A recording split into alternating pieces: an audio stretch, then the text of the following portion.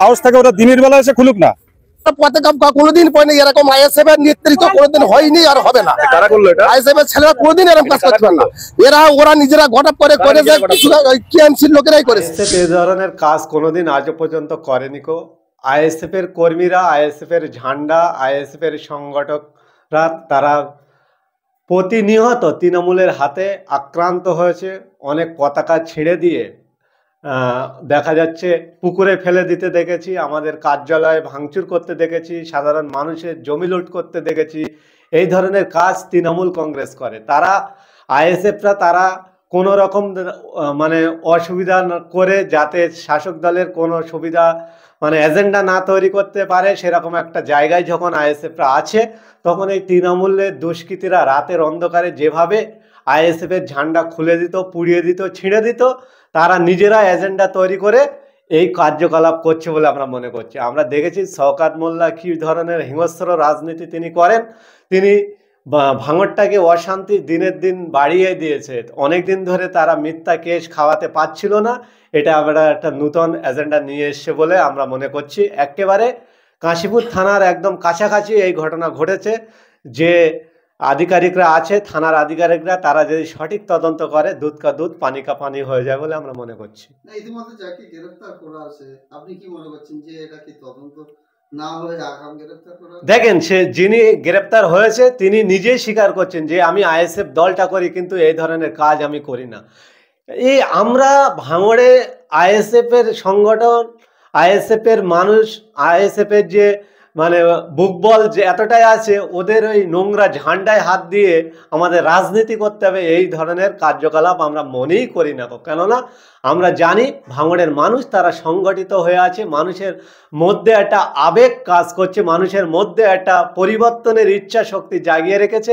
সেই জায়গা থেকে সামান্যতম ওই নোংরা ঝান্ডা, যে ঝান্ডার প্রতীকটা আজকে তোলাবাজদের প্রতীক হয়ে গেছে, যে ঝান্ডার প্রতীকটা আজকে সেন্টিগ্রেড রাজের প্রতীক হয়ে গেছে, সেই ঝান্ডায় হাত দিয়ে নিজেদের হাত নোংরা করতে হবে, এটা আমরা কোনোদিন মনেই করি না।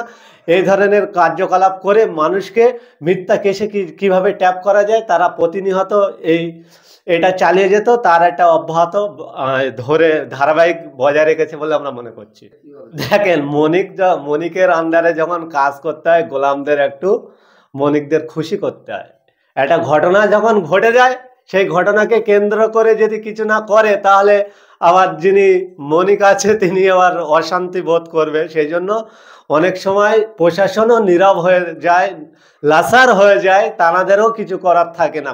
আমরা বলি যে সত্যিকারের ইউনিফর্মের মর্যাদা, সাংবিধানিক অধিকার এবং পুলিশ প্রশাসন যখন তাঁরা শপথ নিয়েছেন যে অধিকার, সেই অধিকার থেকে এই যারা শাসক দলে আছেন তাঁরা পুলিশের পর্যন্ত অধিকার কেড়ে নিচ্ছেন। পুলিশকে একটা মিসগাইড করে, পুলিশের উপরে একটা চাপ দিয়ে তারাও আস্তে আস্তে দলদাসে পরিণত করার চেষ্টা করছে। এখনো পর্যন্ত অনেক পুলিশ প্রশাসন তাঁরা আছেন যে তারা সক্রিয় ভূমিকা নিয়ে কাজ করতে চায়। সেই সব পুলিশ আধিকারিকদের সম্মান জানিয়ে তাদের কাছে অনুরোধ করব, সঠিক তদন্ত করুন যে বা যারা এই ঘটনার সঙ্গে জড়িত এবং যে বা যারা এই নোংরা খেলা খেলতে চাইছে তাদের বিরুদ্ধে কঠোরতম সাজা যাতে ঘোষণা করা হয়, এবং যারা এই ধরনের ঘটনা ঘটায় এই সমস্ত মানুষকে দিয়ে একটা দৃষ্টান্তমূলক সাজা দিলে অবশ্যই পরবর্তীতে এই ঘটনা বন্ধ হবে। আমরা মনে করছি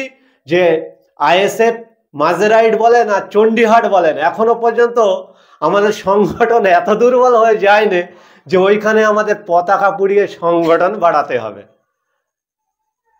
হাজার হাজার ভোটের মধ্যে 200-100 করে ওই বুথগুলোয় ভোট পায়, ওইখানে আমাদের পতাকা পোড়াতে হবে। এই নোংরা খেলা তৃণমূল কংগ্রেস খেলে, এই নোংরা খেলায় আমরা বিশ্বাসী নয়। তাই আধিকারিক মহাশয়দের কাছে, উত্তর কাশীপুর থানার কাছে আমরা আশা করছি সঠিক তদন্ত করে যারা এই ধরনের কাজ করেছেন তাদের বিরুদ্ধে ব্যবস্থা নেওয়ার জন্য, এবং যারা এই ধরনের কাজ করেননি তাদের যদি অ্যারেস্ট করে থাকেন সঠিক তদন্তের মধ্যে তাদেরকে ছাড়ার জন্য অনুরোধ করছি। আগে যে বেঙ্গল পুলিশ ছিল, এখন কলকাতা পুলিশ এসেছে, কোনটা সুবিধা বলে মনে করছেন আপনার রাজনীতিক মহোদয়? দেখেন, আমরা দেখেছি ইতিপূর্বে বেঙ্গল পুলিশ ছিল যখন, তখন খাকি ওয়ার্দি ছিল, এখন কলকাতা পুলিশ এখন হচ্ছে সাদা ওয়ার্দি হয়েছে।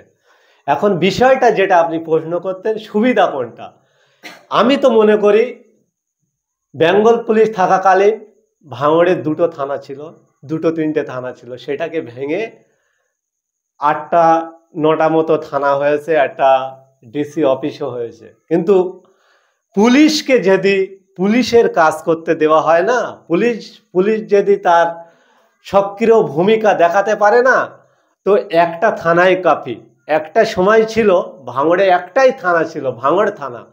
সেই ভাঙড় থানা গোটা এরিয়া দাপিয়ে একদম রাউডির মতন মোস্ট ওয়ান্টেডদের ধরে ধরে এনে জেলে পাঠাতো। ইতিহাস সাক্ষী দিচ্ছে, একেবারে সেই মিলন বাজার থেকে, চৌবাগা থেকে, একেবারে মিনাখা থেকে শুরু করে হাড়োয়ার কোল থেকে পর্যন্ত ভাঙড় থানা ছিল। সেই ভাঙড় থানা পরে ভেঙে 3টে হয়েছিল, ভাঙড়, কাশীপুর আর কেএলসি। এখন সেটাকে আবার ভেঙে 8টা 10টা থানা হয়েছে। কিন্তু দেখুন আজকে ভাঙড় যত থানা বেড়েছে তত অশান্তিও বেড়েছে। কেন? যে এনারা পাচ্ছেন না, এনারা কোনো একটা শ্রেণীর কাছ থেকে অক্সিজেন পাচ্ছে, কোনো একটা মানুষের কাছ থেকে, কোনো একটা নেতা নেতৃত্বর কাছ থেকে তানাদের যে আইনের হাত, সেই হাতটাকে প্রয়োগ করতে পারছে না। শাসক দলের হাত মাথায় রাখার পরে শাসক দলের হাতের ইশারায় কাজ করতে হচ্ছে। তাই সাধারণ মানুষ আজকে ক্ষতিগ্রস্ত হচ্ছে, সাধারণ মানুষ আজকে মিথ্যা কেস খাচ্ছে, সাধারণ মানুষ আজকে জেল খাচ্ছে, আর প্রতিনিয়ত এই অশান্তিটা বেড়ে যাচ্ছে।